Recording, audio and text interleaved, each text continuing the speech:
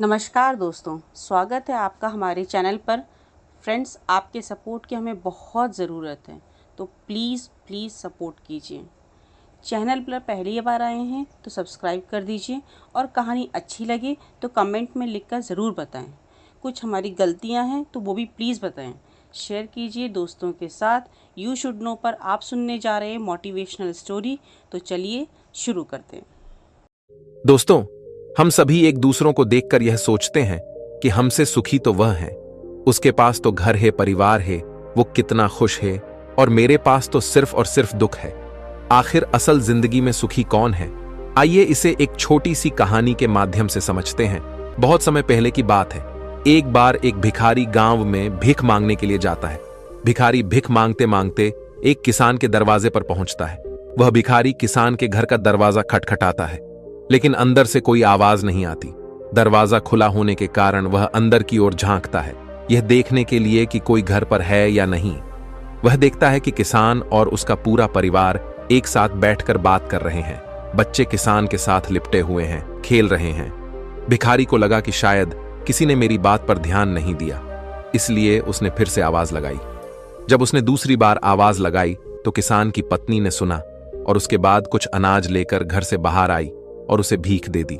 उसके बाद वह भिखारी वहां से चला गया और कुछ आगे चलकर वह यह सोचने लगा कि कितना खुशहाल परिवार है, कितने सुखी हैं ये लोग। परिवार में 2 बच्चे हैं और वे बच्चे पिता के साथ खेल रहे हैं। सब कुछ देखकर कितना अच्छा लग रहा था। काश मेरा भी परिवार होता। किसान का परिवार कितना खुश है, और एक मुझे देखो, दिन भर भीख मांगना पड़ता है, फिर घर आकर खुद से खाना बनाना पड़ता है, और मुझे कितनी परेशानी होती है। इसके बाद वह भिखारी अपने रास्ते निकल गया और किसान के परिवार ने खाना खाया। और खाना खाने के बाद किसान अपनी पत्नी को कहने लगा कि घर खर्च के लिए पैसे नहीं हैं, बड़ी परेशानी है। साहूकार से 1000 उधार लेना पड़ेगा, पता नहीं वह देगा या नहीं। किसान की पत्नी ने उसे धैर्य रखने के लिए कहा और बोली, आप जाओ, आपको साहूकार पैसे दे देगा। किसान गांव में एक सेठ के पास गया जिसके पास कपड़े की दुकान थी। वह ब्याज पर लोगों को पैसा देता था। किसान ने सेठ से 1000 मांगे, और जब सेठ किसान को पैसा दे रहा था तो उसने देखा कि वहां पैसों का हिसाब लगा हुआ है। किसान जब वहां से निकला तो वह सोच रहा था कि साहूकार कितना खुश है। मैं कहां 500 या 1000 के लिए घबरा रहा हूं, परेशान हो रहा हूं, और इस सेठ के पास 20,000 30,000 का हिसाब चल रहा है। किसान यह सोचते सोचते घर चला गया। सेठ की गांव में छोटी सी कपड़े की दुकान थी। गांव में कपड़े लाने के लिए उसे शहर जाना पड़ता था। वह शहर के एक बड़े दुकान से कपड़ा लाता था। अगले दिन वह सेठ शहर पहुंचा और वहां जो बड़े दुकान के सेठ जी थे उनसे मुलाकात की और उनसे सेठ से कहा कि कपड़ा खरीदना है। बड़े सेठ के पास उसका एक कर्मचारी संदेश आ रहा था कि 1 लाख का फायदा हो गया, 2 लाख का फायदा हो गया, कोलकाता में माल पहुंच गया है, मुंबई में हो गया। ये सब उसको वहां देखने को मिला। जब गांव का सेठ वहां से निकला तो वह सोचने लगा कि हम अपने आप को इस गांव का सबसे बड़ा सेठ मानकर बैठे हैं और 5,000 10,000 में खेल रहे हैं। यहां तो लाखों का फायदा हो रहा है। ये सोचते सोचते वह सेठ कपड़े लेकर अपने गांव के लिए रवाना हो गया। इसके बाद बड़े सेठ शहर वाला सेठ के पास उनका नौकर आया और बोला, एक उतार आया है मालिक, 7 लाख का घाटा हो गया है। सेठ जी का दिमाग ठनक गया।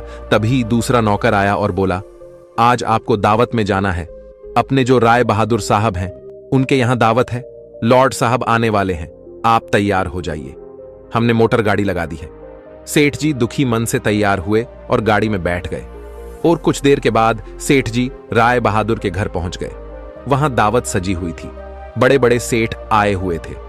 सेठ जी के लिए तो बैठने तक की जगह नहीं थी। जैसे तैसे इनको कुर्सी मिली। उसके बाद सेठ जी देखने लगे कि कमिश्नर आ रहा है, कलेक्टर आ रहा है, बड़े बड़े अधिकारी साहब आकर मिल रहे हैं। ये सब नजारा देखकर सेठ जी सोचने लगे कि कहां मैं अपने आप को सेठ मान कर बैठा हूं और कितना खुश हो रहा हूं। सबसे ज्यादा तो सुखी ये हैं।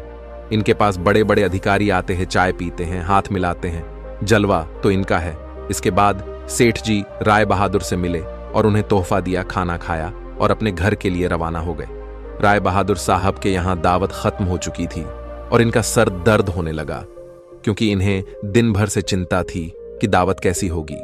जाकर कमरे में लेट गए। नौकर आकर इनकी सेवा करने लगे। जब सर दर्द बढ़ गया तो डॉक्टर बुलाया गया। तभी राय बहादुर साहब के पास एक संदेश आया जिससे मालूम चला कि व्यापार में घाटा हो गया है। अब उनका सर दर्द और भी बढ़ गया।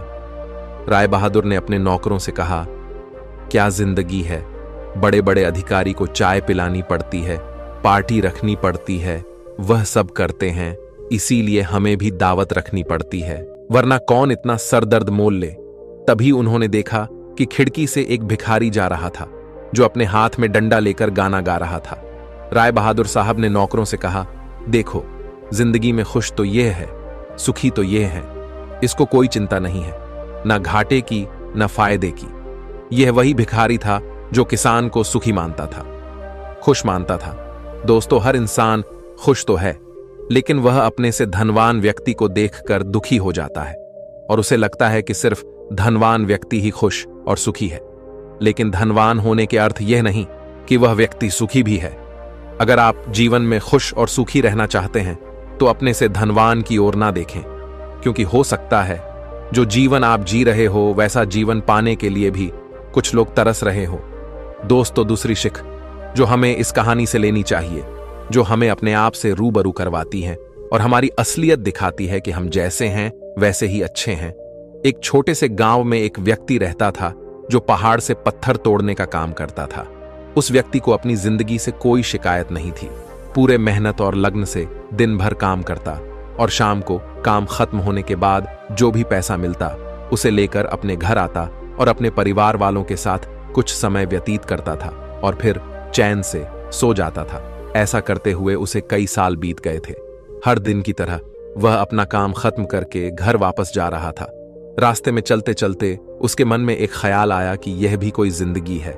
मैं सुबह से शाम तक पत्थर तोड़ने का काम करता हूं और शाम में मुझे थोड़े से पैसे मिलते हैं, जिससे मुश्किल से मेरे और मेरे परिवार का गुजारा हो पाता है। शायद आज मुझे कहीं से कुछ ऐसी शक्ति मिल जाए जिससे मैं जो चाहूं वह पूरा हो जाए। वह घर गया, खाना खाया, लेकिन उसका ध्यान खाने की ओर नहीं था।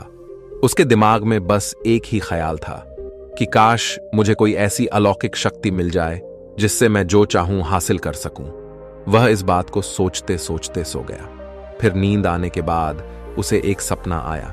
सपने में उसने देखा कि वह रोज की तरह अपना काम खत्म करके घर लौट रहा था। तभी रास्ते में उसे एक बहुत बड़ा घर दिखा। तभी उसके मन में विचार आया, काश यह घर मेरा होता और मैं इसका मालिक होता। और उसका इतना सोचते ही वह उस घर का मालिक बन गया।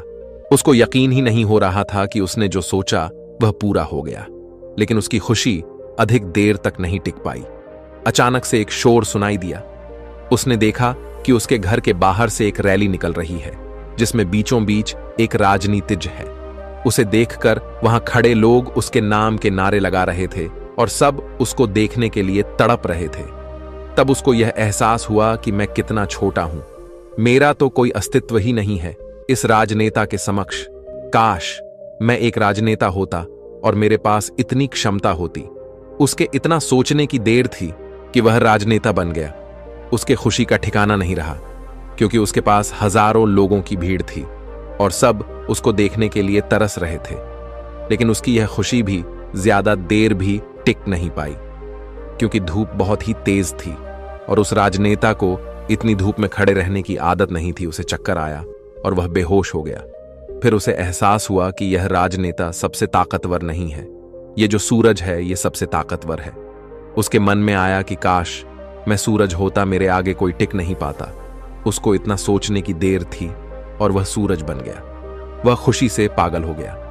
पूरी दुनिया को यही रोशन कर रहा था। दुनिया में ऐसा कोई इंसान नहीं था जो उसकी रोशनी को रोक सके। लेकिन उसकी यह खुशी भी टिक नहीं पाई, क्योंकि कुछ ही समय बाद आसमान में काले बादल आए और रोशनी को रोक दिया। फिर उसको एहसास हुआ कि कोई है जो मेरी रोशनी को भी कोई रोक सकता है। उसके मन में यह ख्याल आया कि काश मैं बादल होता, और वह बादल बन गया। उसको ऐसा लग रहा था कि वह आसमान में उड़ रहा है और वह जहां चाहे वहां जा सकता है। लेकिन कुछ देर बाद एक हवा का झोंका आया जो उसे उड़ा ले गया। उसे एहसास हुआ कि बादल सूरज की रोशनी को रोक सकता है, लेकिन हवा को नहीं, क्योंकि यह हवा उसे बहा कर ले गई। फिर उसके मन में यह विचार आया कि काश में हवा होता, और वह हवा बन गया। हवा बनने के बाद उसने अपने अंदर एक अलग सी ऊर्जा महसूस की और सोचा कि मैं जिसको चाहूं उसे उड़ाकर ले जा सकता हूं। उसको यह विश्वास होने ही वाला था कि इस दुनिया में सबसे ताकतवर मैं हूं। लेकिन तभी उसके सामने एक पहाड़ आया। उसने पूरी ताकत लगा दी, लेकिन उस पहाड़ को नहीं हिला सका। उसको यह एहसास हुआ कि कोई है जो हवा से ज्यादा शक्तिशाली है, जिसमें हवा को रोकने का भी दम है। फिर उसके मन में यह ख्याल आया कि काश में पहाड़ होता, और वह पहाड़ बन गया। लेकिन हर बार की तरह उसकी खुशी ज्यादा देर तक नहीं टिक पाई।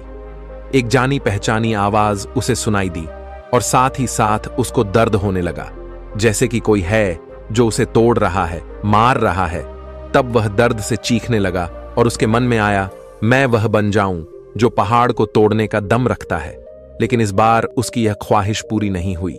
वह चीखने लगा, चिल्लाने लगा, अपनी पूरी ताकत लगा दी, लेकिन इस बार वह नहीं बन पाया। उसका दर्द बढ़ता ही चला जा रहा था। उस दर्द के कारण उसकी नींद खुली तो उसके सामने एक शीशा था। उस शीशे में खुद को देखा तो समझ आया कि मैं वह क्यों नहीं बन पा रहा था जो बनना चाह रहा था, क्योंकि कि असलियत में मैं वही हूं। दोस्तों, किसी से कुछ सीखना अच्छी बात है, लेकिन अपना अस्तित्व को भुलाकर किसी और के अस्तित्व को अपना लेना खुद का एवं साथ ही उस ईश्वर रूपी कारीगर का भी अपमान करना होता है, जिसे आपको सबसे अलग बनाया है। हम भूल जाते हैं कि हम सभी में एक ऐसी खासियत होती है जो हम सबको खास बनती है। बस उसे हमें खुद के अंदर तलाश करना होता है। इसलिए आप जैसे भी हैं, आप अच्छे हैं। आपको किसी के भी जैसा बनने की कोई जरूरत नहीं है। आप जैसे भी हैं, सर्वश्रेष्ठ हैं। अगर आपको कुछ बनना है तो अपने आप को पहचाने, अपनी क्षमताओं को पहचाने और अपना श्रेष्ठ संस्करण बने। और तिच्छारी सिख जो हमें इस कहानी से सीखनी चाहिए, एक गांव में एक राजा था जिसने अपने जीवन काल में कई लड़ाइयां जीती और काफी हद तक अपने साम्राज्य का विस्तार किया था, क्योंकि समय के साथ राजा की सूझबूझ और साहस के कारण साम्राज्य बढ़ता गया। राजा या तो अपने शत्रुओं को परास्त करके वहां अपने साम्राज्य का झंडा गाड़ देता था, या फिर शत्रु स्वयं उसके सामने आत्मसमर्पण कर देता था। साम्राज्य के अंदर भी सुख और शांति का माहौल था। लोग बिना किसी डर के खुशी से रहते थे। इसी तरह उनका जीवन अब 56 वर्ष का हो गया था। राजा बहुत खुशी और धूमधाम के साथ रहता था, लेकिन अब वह वयस्क हो चुका था। उसका एक ही बेटा था जिसकी उम्र सिर्फ 16 साल की थी। राजा जानते थे कि इतने बड़े साम्राज्य पर शासन करने के लिए उम्र से ज्यादा समझदारी और कुछ महत्वपूर्ण बातें मायने रखती हैं। जो इन बातों को अपना लेता है वह इतने बड़े साम्राज्य पर आसानी से शासन कर सकता है। तभी एक दिन राजा ने अपने बेटे को अपने कक्ष में बुलाया और कहा कि सुनो बेटा, ऐसा नहीं होता। इससे कोई फर्क नहीं पड़ता कि आप 16 साल के हैं या 56 साल के। दुनिया आपकी हैसियत के मुताबिक आपकी इज्जत करेगी। हर कोई चाहता है कि लोग उसकी इज्जत करें, उसे मजबूत समझे, लेकिन यह इतना आसान नहीं है। अगर आप चाहते हैं कि लोग आपका सम्मान करें तो सबसे पहले यह याद रखें, कभी भी किसी से आपका खुद का सम्मान करने के लिए ना कहे, किसी से सम्मान की भीख ना मांगे। ये कमजोरी की निशानी है, क्योंकि सम्मान लोगों के लिए एक शक्ति है। आप बने इतना अनमोल और शक्तिशाली ताकि उन्हें आपका सम्मान करना पड़े। क्या आप जानते हैं लोग समुद्र का सम्मान क्यों करते हैं? क्योंकि वह किसी को भी उसका सम्मान करने के लिए नहीं कहता है।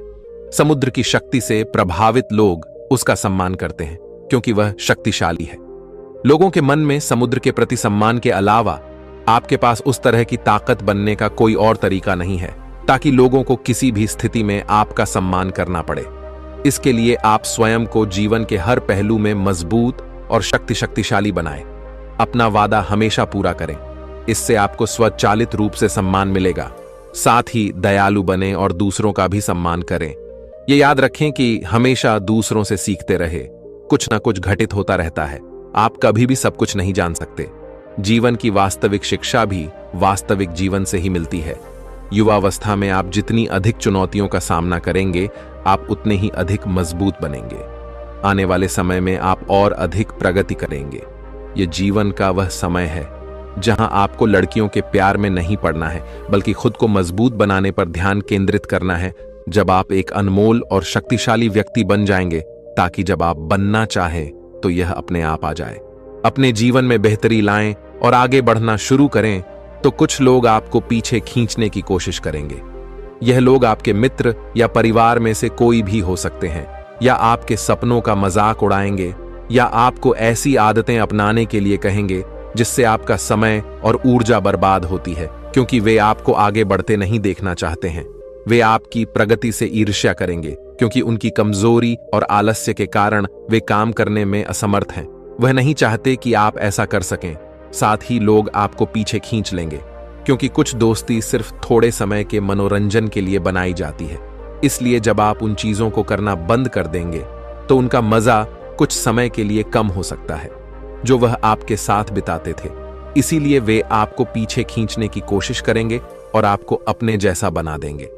यदि आप सोच रहे हैं कि मुझे इतना त्याग क्यों करना चाहिए, जीवन आराम से जीना चाहिए, इसलिए यह याद रखें कि यदि अपने लक्ष्य के लिए अपनी इच्छा नहीं छोड़ेंगे तो आपको अपने लक्ष्य का बलिदान देना होगा। यदि आप लक्ष्य के लिए हार नहीं मानेंगे और कुछ समय के लिए मौज मस्ती में फंस जाएंगे तो जीवन के अंतिम चरण में आपको पछताना पड़ेगा। राजा ने अपने बेटे से आगे कहा, जब आप लक्ष्य के लिए काम करना शुरू करेंगे तो आपको ऐसे नए लोग मिलेंगे जो आपको समझेंगे और आपको आगे बढ़ने में मदद करने के लिए तैयार होंगे। इसलिए उन लोगों को प्राथमिकता देना शुरू करें जो आपके मूल्यों और लक्ष्यों के साथ संरेख हो। बस उन लोगों से दूर हो जाएं जो आपको रोक रहे हैं, और उनके साथ रहकर आपका भविष्य अद्भुत हो। बुरे लोग आपके परिवार के सदस्य और दोस्त भी हो सकते हैं, इसलिए उनसे दूर से ही प्यार करें और अपना प्यार रखें। लक्ष्य पहले, इसके लिए आपको सफल आदतें अपनानी होंगी। कई बार आपको दूसरी जगह जाकर रहना पड़ता है। आपको भी अकेलापन महसूस हो सकता है, लेकिन यह बुरा नहीं है। कुछ समय अकेले रहे अच्छा है, क्योंकि इससे यह समझने में मदद मिलती है कि आप वास्तव में कौन हैं और आप जीवन में क्या हासिल करना चाहते हैं। दोस्तों, यह कहानी हमें सिखाती है कि हर इंसान खुश तो है, लेकिन वह अपने से धनवान व्यक्ति को देखकर दुखी हो जाता है और उसे लगता है कि सिर्फ धनवान व्यक्ति ही खुश और सुखी है। लेकिन धनवान होने के अर्थ यह नहीं कि वह व्यक्ति सुखी भी है। अगर आप जीवन में खुश और सुखी रहना चाहते हैं तो अपने से धनवान की ओर ना देखें, क्योंकि हो सकता है जो जीवन आप जी रहे हो वैसा जीवन पाने के लिए भी कुछ लोग तरस रहे हो। तो अब आपको जवाब मिल गया होगा कि जीवन में हर वह इंसान सुखी है जो अपने से ऊंचे धनवान व्यक्ति की ओर नहीं देखता। हमारे अंदर क्या खूबी है, क्या विशेषता है, यह हम कभी समझ ही नहीं पाते हैं। आज जिसको देखो वह किसी और के जैसा बनना चाहता है, वह किसी और की जिंदगी जीना चाहता है। हर किसी की जिदंगी की एक अलग ही खासियत होती है, बस उसको समझने की और अपनी क्षमताओं को पहचानने की जरूरत होती है। जिस दिन आप अपनी क्षमताओं को समझ जाएंगे, उस दिन से आपके अंदर से किसी और के जैसा बनने का या किसी और का जीवन जीने का जो जिद है वह हमेशा के लिए खत्म हो जाएगा और आप अपने जीवन को अच्छे से जी पाएंगे। तो दोस्तों, कैसी लगी आपको ये कहानी? आप हमें कमेंट सेक्शन में जरूर बताना, और अच्छी लगी हो तो इस चैनल को सब्सक्राइब जरूर कर लेना। तो चलिए मिलते हैं ऐसी ही कोई नई कहानी में। तब तक के लिए अपना ख्याल रखें। धन्यवाद और नमो बुद्धाय।